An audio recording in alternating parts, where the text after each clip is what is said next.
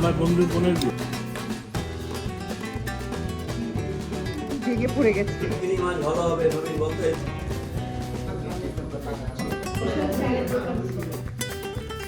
দু হাতে ধরে নে বাবু। নাতি নাও টিস্যু নিয়ে নাও ওর মতন। মা এটা কি শাক?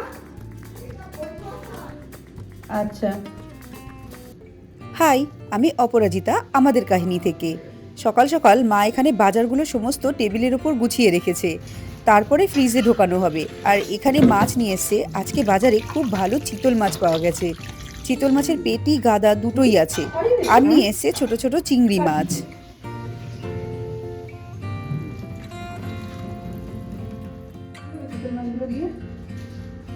মুঠিয়া বানাবো, মুঠিয়া।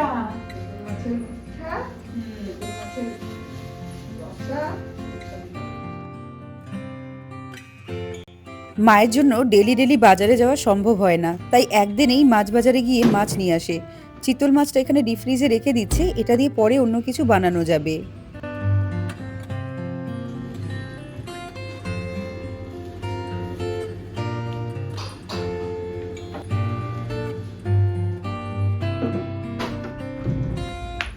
কিষানগঞ্জে কিন্তু সকালের রান্নার ডিপার্টমেন্টটা আমার থাকলেও দুপুরবেলাটা পুরো মা সামলে নেয়। তো মা ওদিকে রান্নাঘরে রান্না করছে আর আমার কাজ হচ্ছে শাক বাছা। শাক বাছতে বাছতে দেখি বাইরে আওয়াজ হচ্ছে। বাইরে বেরিয়ে দেখি সবাই মিলে নাচতে নাচতে সরস্বতী ঠাকুর বিসর্জনের জন্য নিয়ে যাচ্ছে।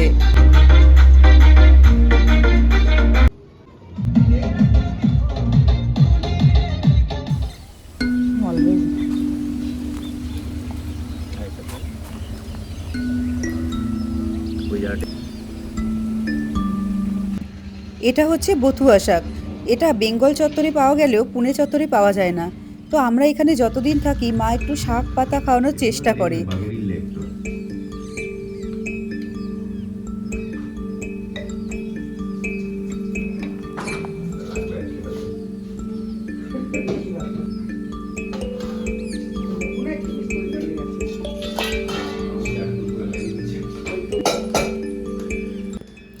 মায়ের হাতের দেশি মুরগির ঝোল হোক বা মাটনের ঝোল হোক, দুটোই কিন্তু অসাধারণ খেতে।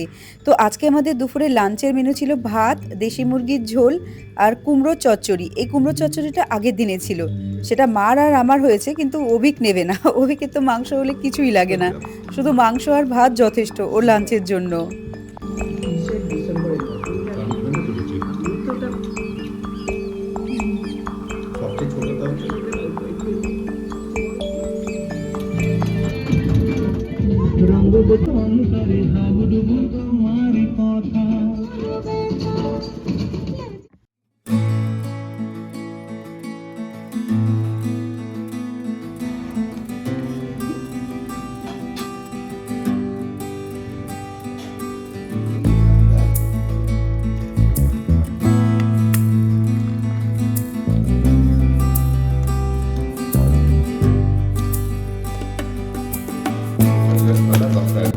এই মিষ্টি টোস্ট বিস্কুটটার জন্যই আজকে চা খাওয়া। এই বিস্কুটটা প্রথমবার নিয়ে এসছে অভিক। তো দেখে খুব ভালো লাগলো প্যাকেটটা, মনে হলো খুব ভালো হবে খেতে। প্রাণের এই বিস্কুটটা তোমরা কে কে খেয়েছো বলতে পারো আমাকে। এই বিস্কুটটা এত ভালো খেতে, যদি কখনো পাও কিনে খেও, দেখো মিষ্টি মিষ্টি জিনিস আছে, ভালো লাগবে। আর এর সাথে নিয়েছিলাম বিস্কুট আর টোস্ট বিস্কুট। এই দিয়ে হচ্ছে বিকেলবেলা চা খাওয়া। এখানে কিন্তু চা 2 কাপই বানিয়েছি, মা চা খায় না, তো আমার আর অভিকের।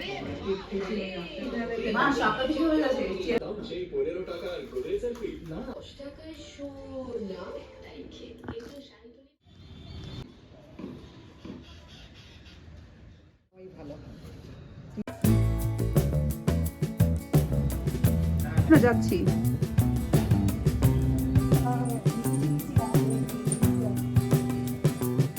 ক্রিশ না ক্রিশ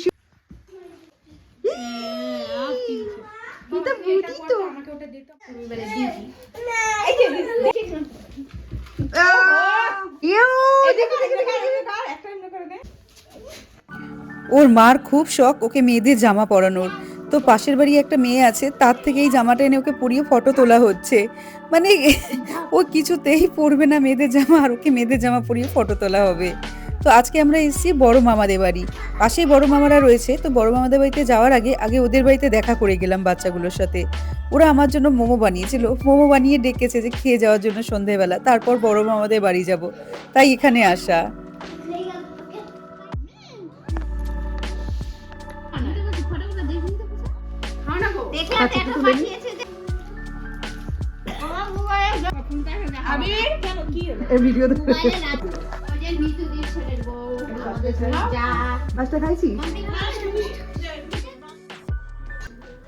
সন্ধ্যাবেলা ওদের বাড়িতে আড্ডা মেরে চলে এসেছি বড় মামাদের বাড়ি। এটা হচ্ছে বড় মামাদের ঘর, মানে ছোট মামা বড় মামা মেজো মামা একই জায়গায় থাকে। তো এখন বড় মামাদের ঘরে নিমন্ত্রণ।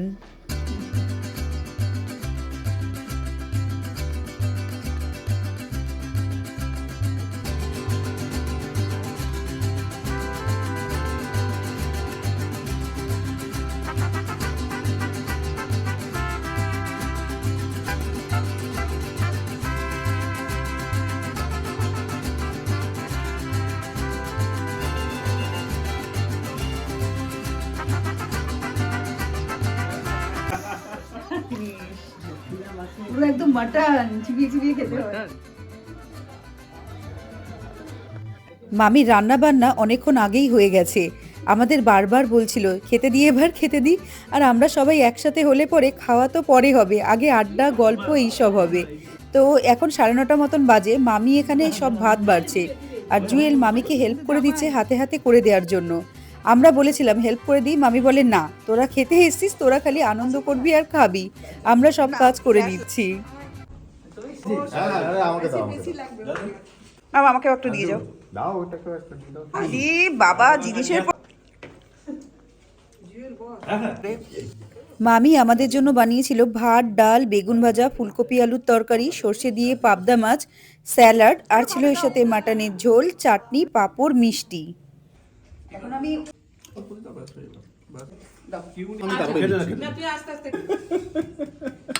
বেইমান বউ অবশ্যই না ওনা প্রোডাকশনে যাও না মজা নিয়েই চলে আসলাম তুমি ইউটিউবে এসে আমাকে দাও আমারটা আমি না আমি একটা খাবো। আমাদের সবাইকে খেতে দেওয়ার পর এখানে মামা আর মা খেয়ে নিচ্ছে। রান্না বান্না সমস্ত কিছু প্রচন্ড ভালো হয়েছিল খেতে। খেয়ে দিয়ে যখন বাড়ি ফিরছি রাত্রি তখন 12টা বাজে, রাস্তায় একটাও লোক নেই, আর কি ঠান্ডা।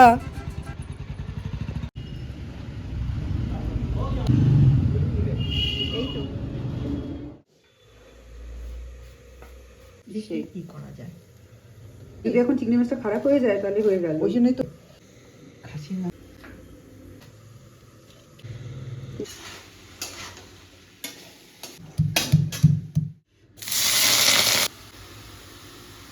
কড়াইতে সর্ষের তেলে ছোট ছোট করে কাটা বেগুন লবণ হলুদ দিয়ে ভেজে তুলে নেওয়া হচ্ছে। আগের দিন যে বথুয়া শাকটা আমি বেছে রেখেছিলাম, আজকে সেই বথুয়া শাকটাই মা রান্না করছে।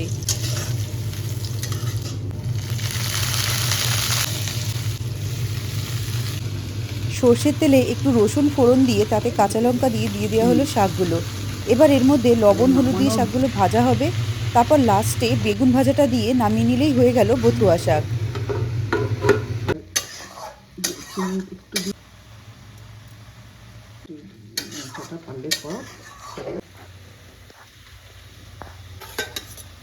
ভাজবো একটু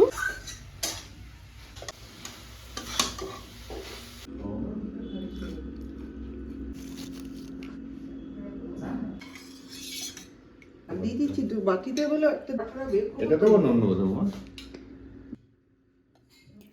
আজকে দুপুরে লাঞ্চে ছিল ডাল, পাঁপড় ভাজা, বথুয়া শাক ভাজা আর তোমার পেঁয়াজকলি আলু ভাজা। আজকে একদম সিম্পল মেনু। বেলকপি যে লাগবে ওদের টমেটো দিয়ে থাকলে আর খেয়াল থাকলে আমি একা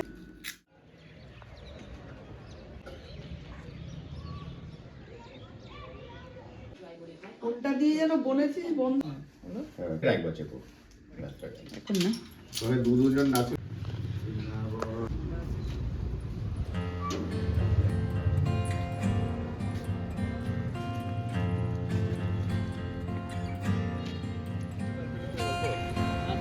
আজ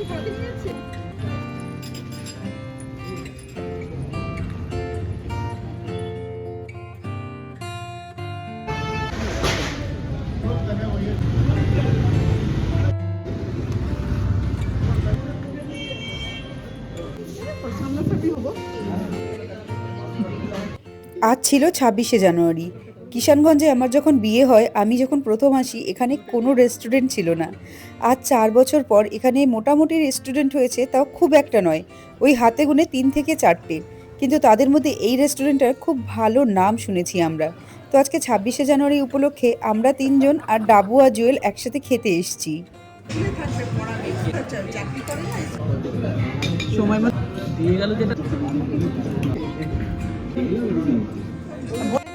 অনেকক্ষণ বসে থাকার পর আমাদের স্টার্টার দিয়ে গেছিল। স্টার্টারে ছিল চিকেন তন্দুরি আর রেশমি মালাই টিক্কা, এর সাথে দিয়েছিল গ্রিন চাটনি আর স্যালাড। গ্রিন চাটনিটা এত ভালো খেতে ছিল, মানে গ্রিন চাটনিটা এত টেস্টি যেন মনে হচ্ছিল বাড়িতে নিয়ে আসি।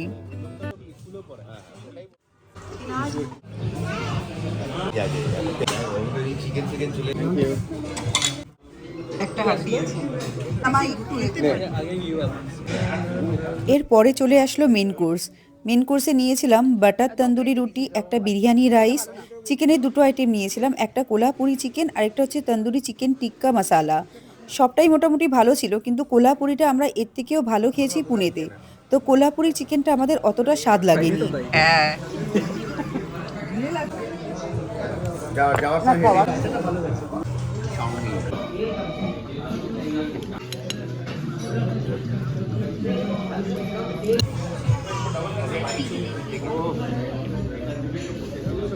টাটা।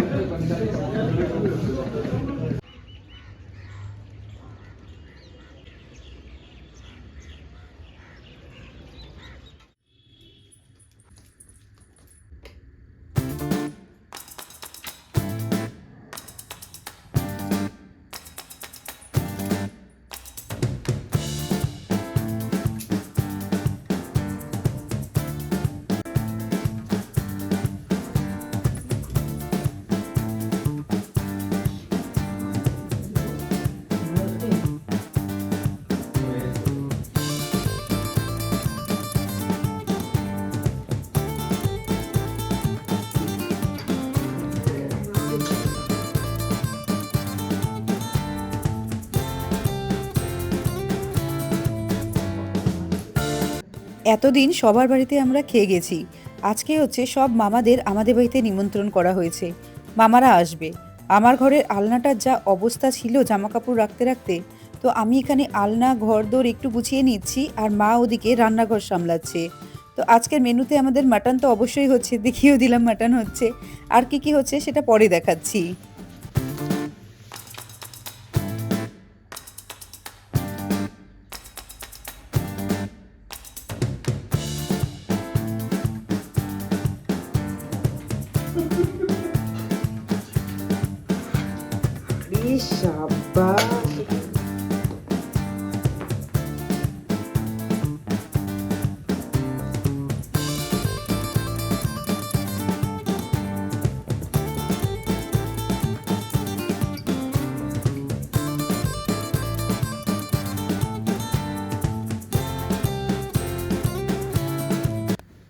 আমি নিজেও একটু রেডি হয়ে নিয়েছি আর ড্রয়িং রুমটাও এখানে একটু সেট করে নিয়েছি। সমস্ত কিছু এখন রেডি আছে, মারও রান্না পুরো কমপ্লিট হয়ে গেছে। এবার একে একে সব মামা মামিরা আসবে। বাড়িতে যাবে না তো? তুমি একা এসছো? আরে বাবা, এটা আবার ডাবুর জন্য সবাই উঠে গেছে। মামা বসো, ওগুলি ছোট ছোট।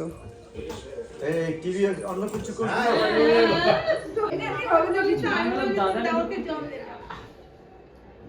হ্যাঁ, মা বলেছিল ভেঙে পড়ে গেছে। আসি। বিদেশ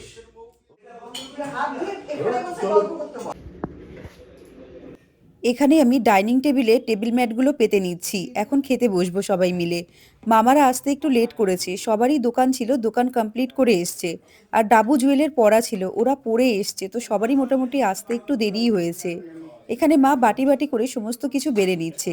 আজকে আমাদের মেনুতে ছিল ডাল, ঝুড়ো আলু ভাজা, কাঁঠাল চিংড়ি, খাসির মাংস, চাটনি, পাঁপড়, মিষ্টি। তো প্রথমে আমরা সব ছেলেদের একসাথে বসিয়ে দিয়েছি, তারপর আমরা একসাথে মেয়েরা বসবো। এটা আমার দেওরের। হ্যাঁ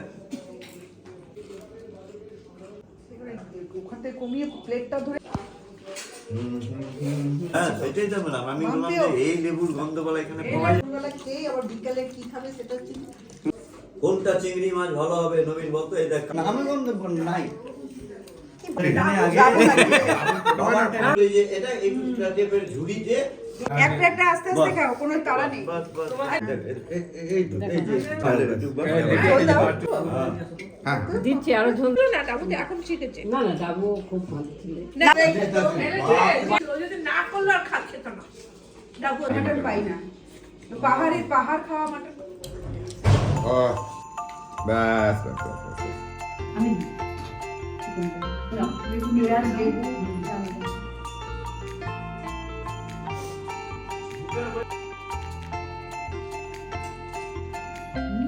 সফি শোভন। না ওর জন্য ছোট ছোট দুটো এনেছে।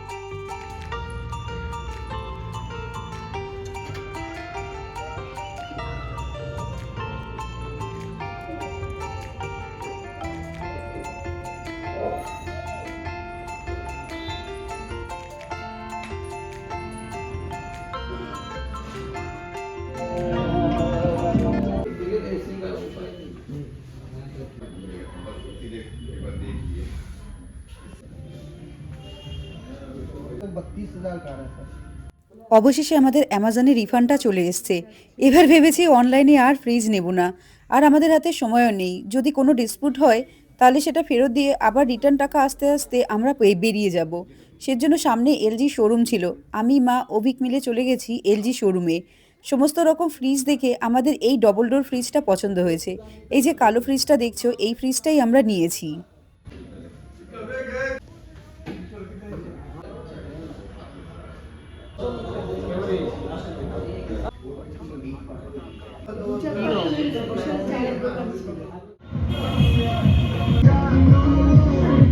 এটা কেন হাঁটলি রে?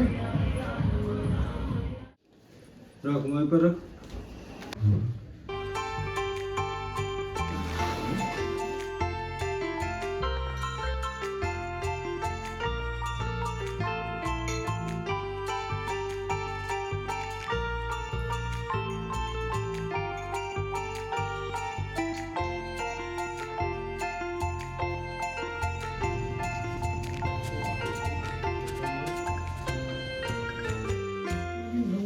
আজকে বিকেলে পাশের বাড়ির যে মামিগুলো আছে, ছোট্ট ছোট্ট বাচ্চা যাদের বাড়ি, ওদের ইনভাইট করা হয়েছে। তো ওদের জন্য এখানে বার্গার বানাচ্ছি। বার্গার বানাবো বলে একটা বাটিতে টক দই, আদা রসুন বাটা, লঙ্কা গুঁড়ো, লেবুর রস আর নুন দিয়ে ভালো করে মিক্স করে নিয়ে এখানে বোনলেস চিকেনের পিসগুলো দিয়ে ভালো করে মাখিয়ে নেব। মাখিয়ে ফ্রিজে এয়ারটাইট কন্টেনারে 2 ঘন্টা মতন ম্যারিনেট করতে রেখে দিচ্ছি।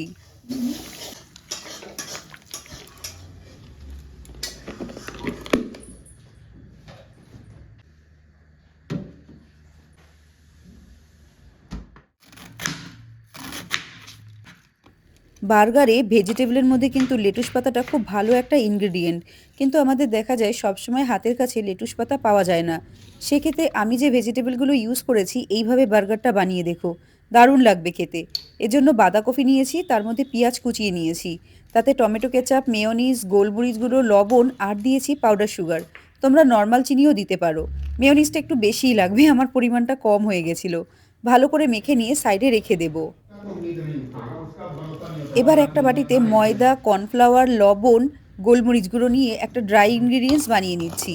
এই শুকনো জিনিসটা ওই আমাদের কোটিং করতে হেল্প করবে।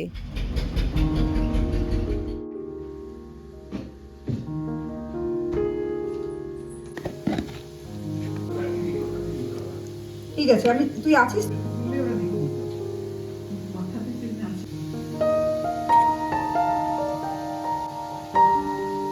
একটু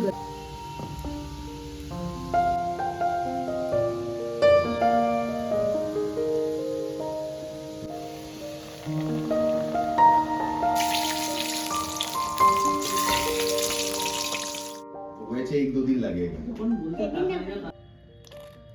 এখানে বার্গার সসটা বানিয়ে নেওয়ার জন্য একটা বাটিতে টমেটো কেচাপ, মেয়োনিজ, মধু, লবণ সামান্য পরিমাণে আর একটু গোলমরিচ গুঁড়ো দিয়ে ভালো করে মিশিয়ে নেব। তো বার্গার সসে কিন্তু কাসুন্দি দিলে ভালো লাগে। আমার এখানে কাসুন্দি ছিল না, তাই আমি দিইনি।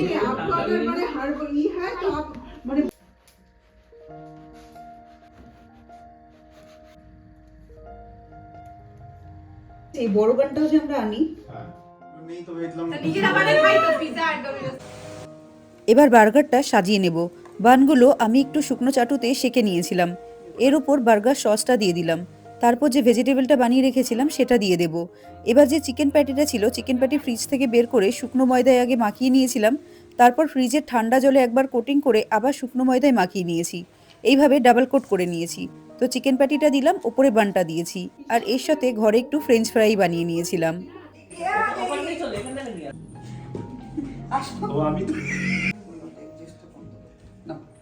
Evening snacks.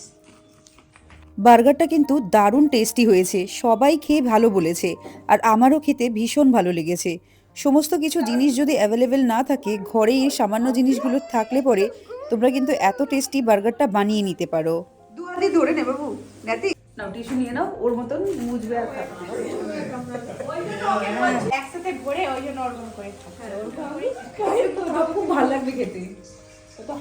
ভিডিওটি পুরো দেখার জন্য তোমাদের ধন্যবাদ। এই ভিডিওটা এবার এখানেই শেষ করি। তোমাদের সাথে আবার দেখা করব পরবর্তী একটা নতুন ভিডিওতে। ততক্ষণের জন্য তোমরা সবাই ভালো থেকো, সুস্থ থেকো। এবার আসি, টাটা।